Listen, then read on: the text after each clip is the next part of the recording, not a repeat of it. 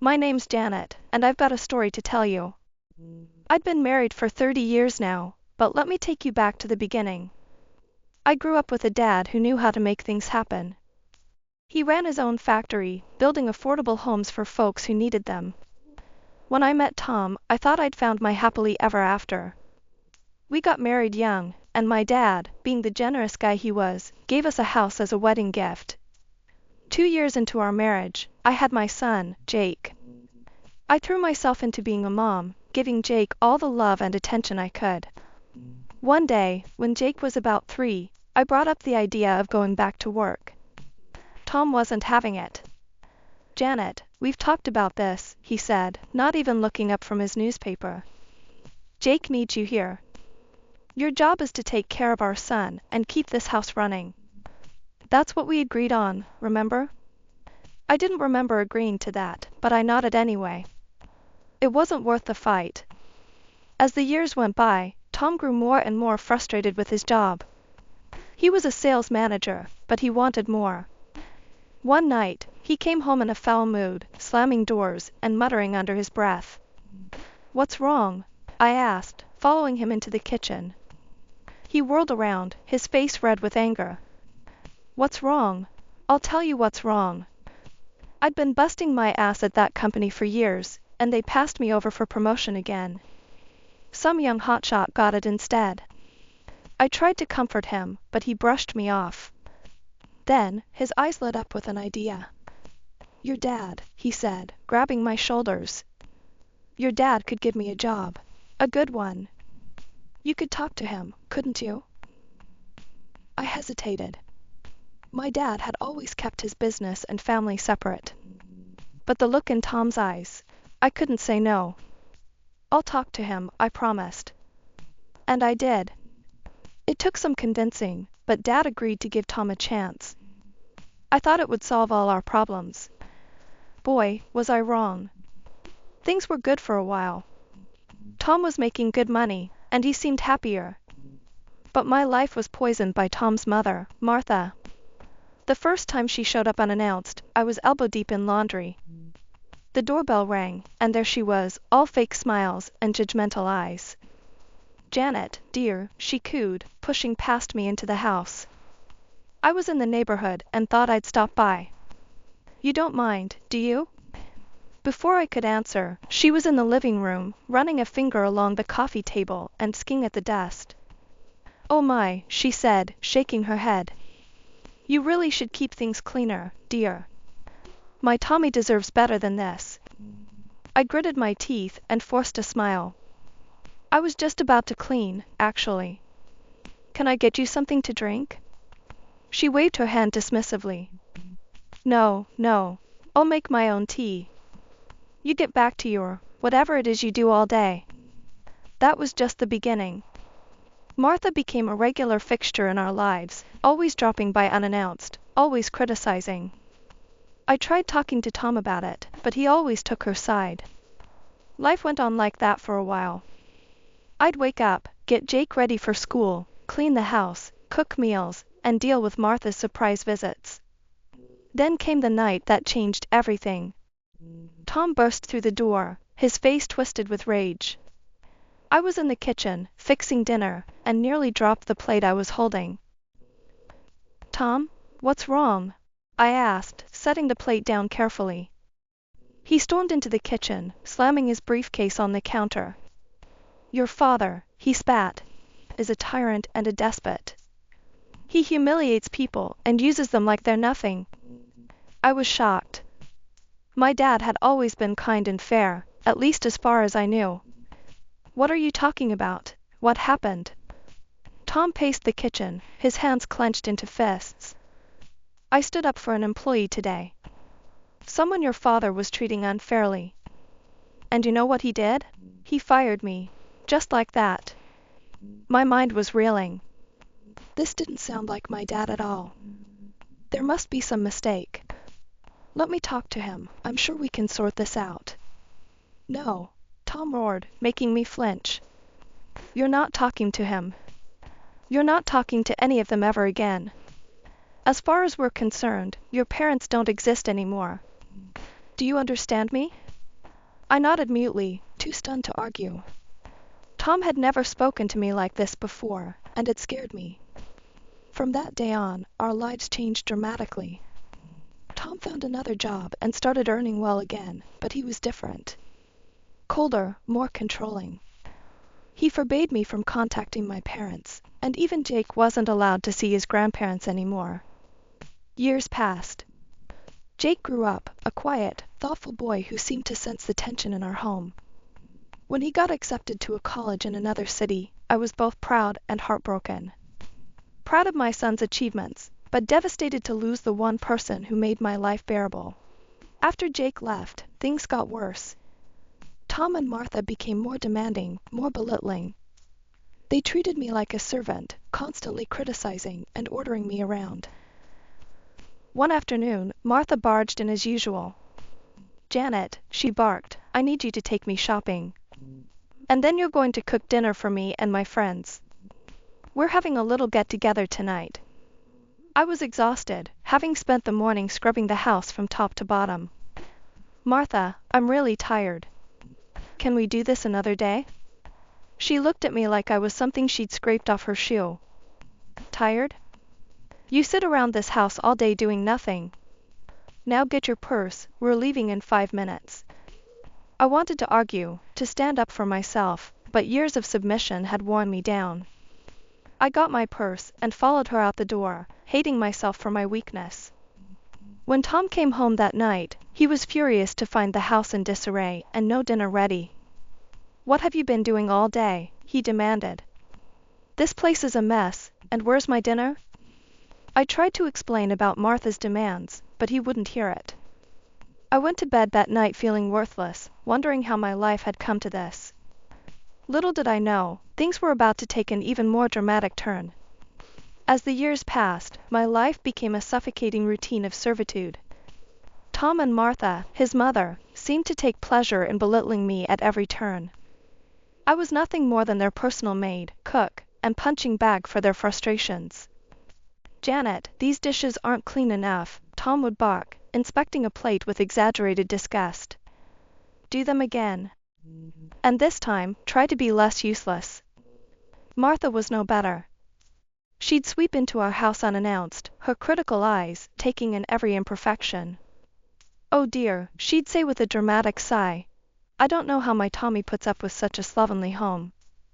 You really should try harder, Janet. A good wife would." Their words cut deep, chipping away at my self-esteem day by day. I felt worthless, trapped in a life I didn't recognize. The worst part was, I was too ashamed to tell anyone. When Jake would call from college, I'd put on a cheery voice.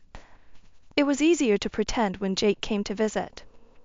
Tom would transform into a different person, attentive, kind, even loving. It was like watching a skilled actor take the stage, and it left me feeling more confused and alone than ever. Then, one ordinary Tuesday, my phone rang. The number was unfamiliar, but something made me answer. "Hello?" I said hesitantly. "Janet? Is that you?" The voice on the other end was older, rougher, but unmistakable. My father. My heart raced. I hadn't spoken to him in years. "Dad?" I whispered, glancing around as if Tom might appear at any moment. "Janet, I need to tell you something. It's your mother. She's very ill. The doctors, they're not optimistic." I wanted to rush to her side immediately, but Tom's words echoed in my head. "Your parents don't exist anymore." "I'll try to come see her," I said, hating how weak I sounded. That night, I gathered my courage and approached Tom. "My father called today," I said, my voice barely above a whisper. "My mother is very sick.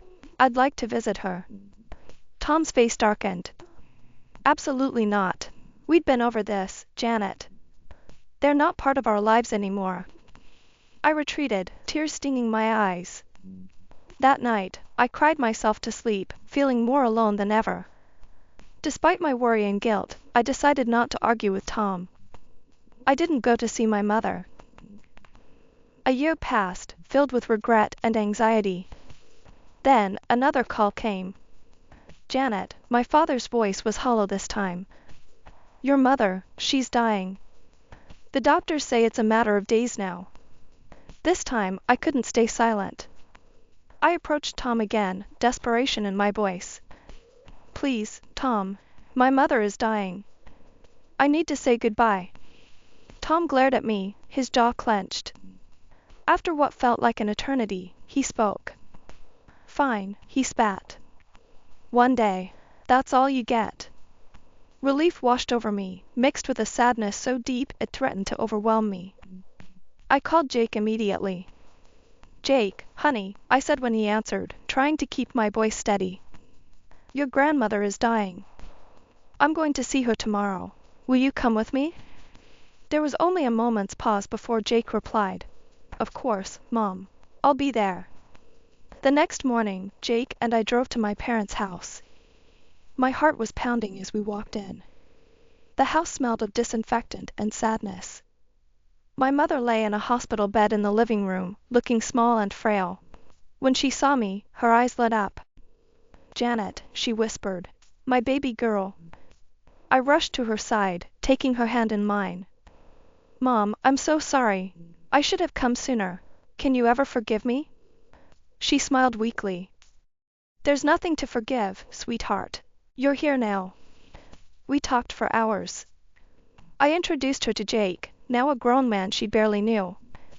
We shared memories, laughed a little, and cried a lot. As the sun began to set, my mother's breathing became labored. I held her hand tightly, and she looked at me one last time. I love you, Janet, she said softly. And then she was gone, slipping away peacefully in my arms. But grief hit me like a physical blow.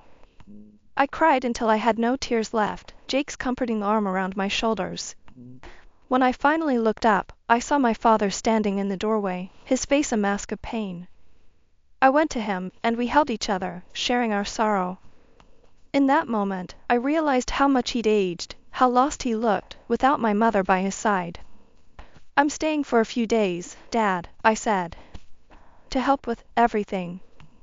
He nodded gratefully, and I stepped away to call Tom. My hand shook as I dialed. I'm staying for a few days, I told him when he answered. For the funeral and to help Dad. Like hell you are, Tom growled. You get back here right now, Janet. I mean it. For the first time in our marriage, I stood my ground. No, Tom. I'm staying. I hung up before he could argue further. The day of the funeral arrived. As we stood around my mother's grave, my phone kept ringing. Tom's name flashed on the screen again and again. I ignored it, focusing on saying goodbye to my mother. Then, in the midst of the eulogy, I accidentally hit the speakerphone button. Tom's voice blared out, loud and angry. Janet, you better get your ass home right now, or I swear to God, I'll come and drag you back myself. You ungrateful, disobedient scum. Who do you think you are? The gathered mourners stared in shock. Jake's face was a mix of anger and disbelief. My father looked like he'd been slapped. Burning with shame, I fumbled with the phone, finally managing to turn it off. My face was scarlet as I looked around at the stunned faces of friends and family. After the shocking phone call, my father gently took my arm and led me away from the crowd. Jake followed close behind, his face a mix of concern and anger. Janet, my father said softly, his eyes searching mine. Does Tom always speak to you like that? I felt the heat rise in my cheeks, shame washing over me. For a moment, I considered lying, maintaining the facade I'd kept up for so long. But looking into my father's kind eyes, I couldn't do it anymore. Yes, I whispered, tears welling up. That's how he usually treats me. Jake's sharp intake of breath made me turn to him. Mom, he said, his voice cracking. I had no idea. I mean, sometimes things seemed off, but I never thought. I nodded, wiping away a tear. You're right, honey. I'm sorry I never told you. My father's face hardened. Janet, listen to me. There's something you need to know about Tom. When he worked for me years ago, I caught him stealing. Not just from the company, but from clients too. I felt like I'd been punched in the gut. What? Dad nodded grimly. He was inflating prices after contracts were signed, adding fake services. He'd overcharge customers and pocket the difference.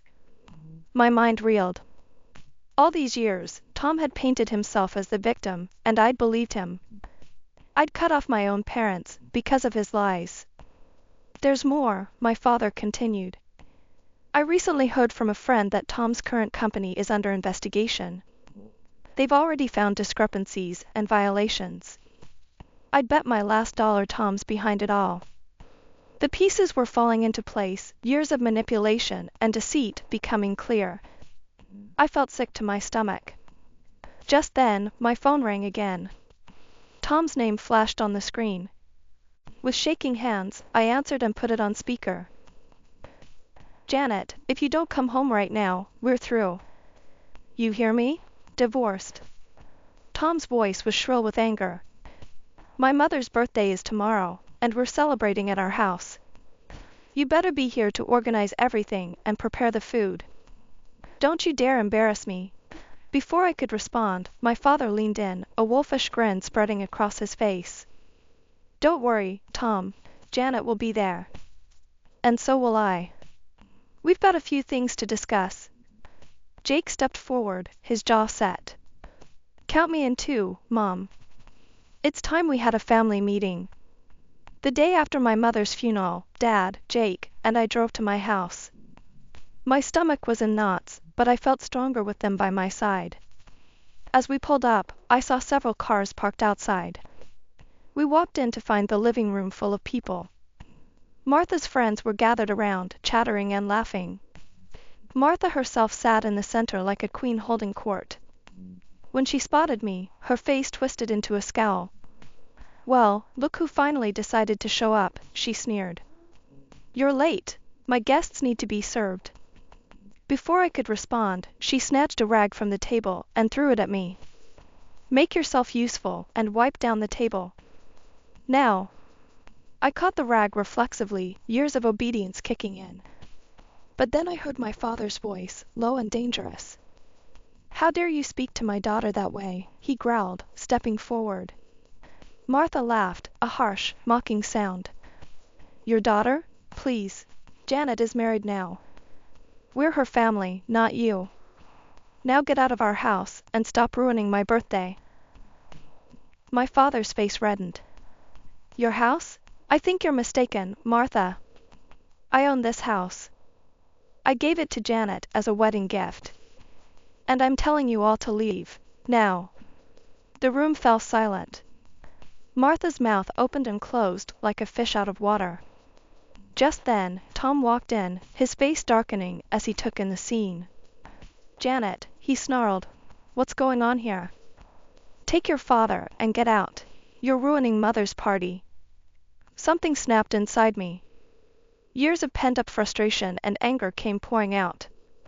I reached into my purse and pulled out an envelope. No, Tom, I said, my voice steady. You get out. Here are divorce papers. I don't want to see you or your mother ever again. This is my house, and I want you both to leave.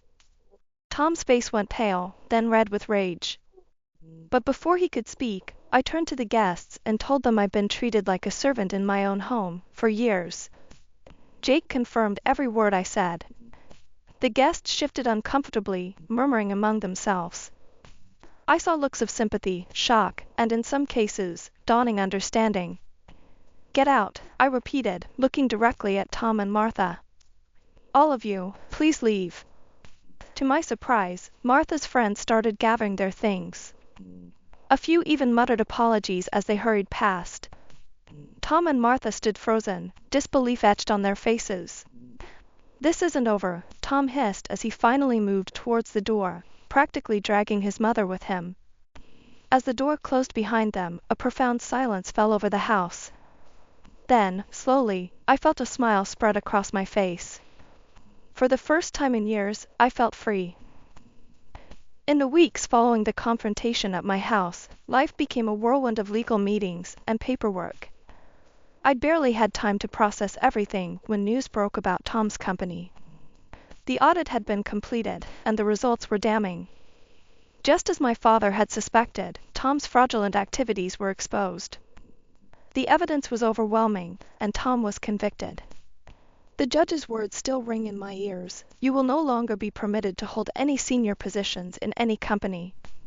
My divorce lawyer, a fierce woman named Sarah, encouraged me to seek compensation. You've endured years of emotional abuse and humiliation, she said. You deserve restitution.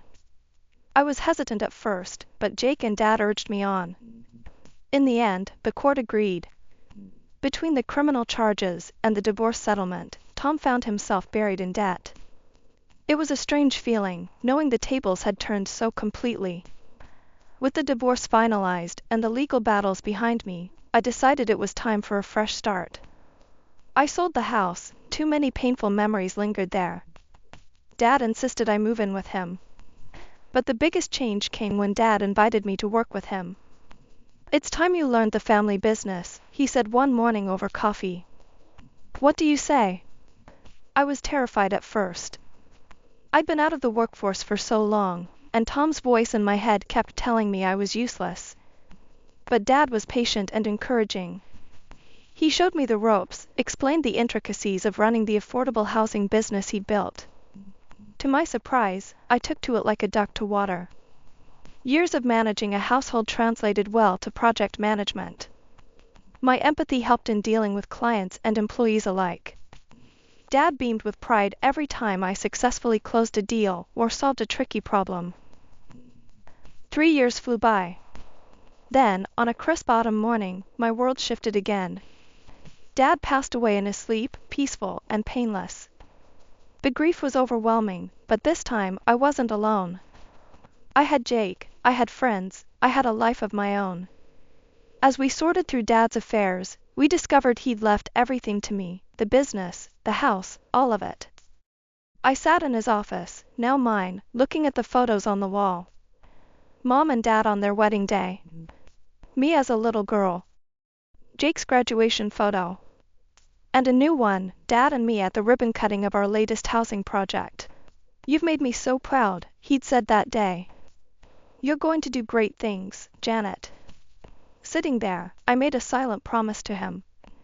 I would continue his legacy, but more than that, I would build my own. The future stretched out before me, full of possibilities I'd never dreamed of just a few years ago. It was a quiet Sunday afternoon when the doorbell rang. I opened the door and felt my blood run cold. There stood Tom, older and a bit more weathered, but with that same manipulative glint in his eye. Janet, he said, his voice sickly sweet. I heard about your father. I'm so sorry for your loss. I stood frozen, my hand gripping the doorknob. Tom took my silence as an invitation and stepped closer. I'd been doing a lot of thinking, he continued. I know I made mistakes. Terrible mistakes. But I've changed. My mother passed away last year, and it made me realize what's truly important in life. He reached for my hand, but I pulled back instinctively. We could be happy again, Janet, he said, his voice taking on a pleading tone. There's nothing standing in our way now. We could love each other again, like we used to. For a moment, I was transported back to the scared, submissive woman I used to be.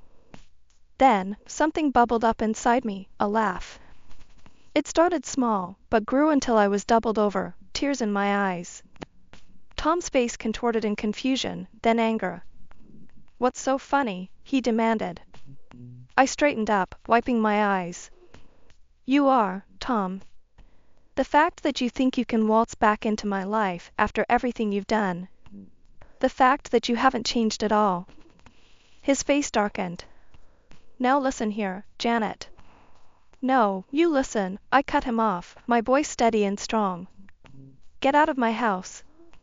Forget my address. Forget I exist. Because if you ever show up here again, I'm calling the police.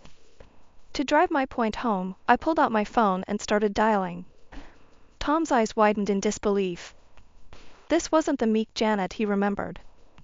I watched him storm off, muttering curses under his breath. As I closed the door, I let out a long, calming breath. The encounter left me shaken, but also strangely empowered. I had faced my biggest fear and sent it packing. Just then, my phone buzzed with a text from Jake. "Mom, great news.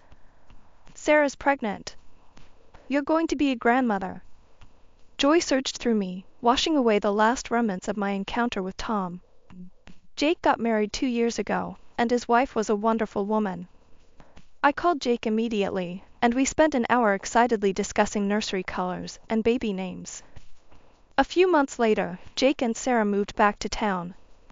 "We want our child to grow up near family," Jake explained. I was overjoyed to have them close.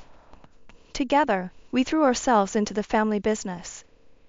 Jake's fresh ideas and Sarah's marketing expertise breathed new life into the company. We expanded our affordable housing projects, and soon, our homes were in high demand across the state. As I stood at the construction site of our newest development, watching the frames of future homes rise against the sky, I felt a sense of pride and contentment wash over me. My grandson, little Tommy, gurgled happily in my arms, reaching out to grab at my hard hat. "See that, Tommy?" I said softly. "That's your great-grandpa's legacy. And someday, it'll be yours too." As the sun began to set, casting a warm glow over the construction site, I smiled to myself. This was more than just a business, it was a new chapter, a fresh start, not just for me, but for generations to come. And I was ready for whatever adventures lay ahead.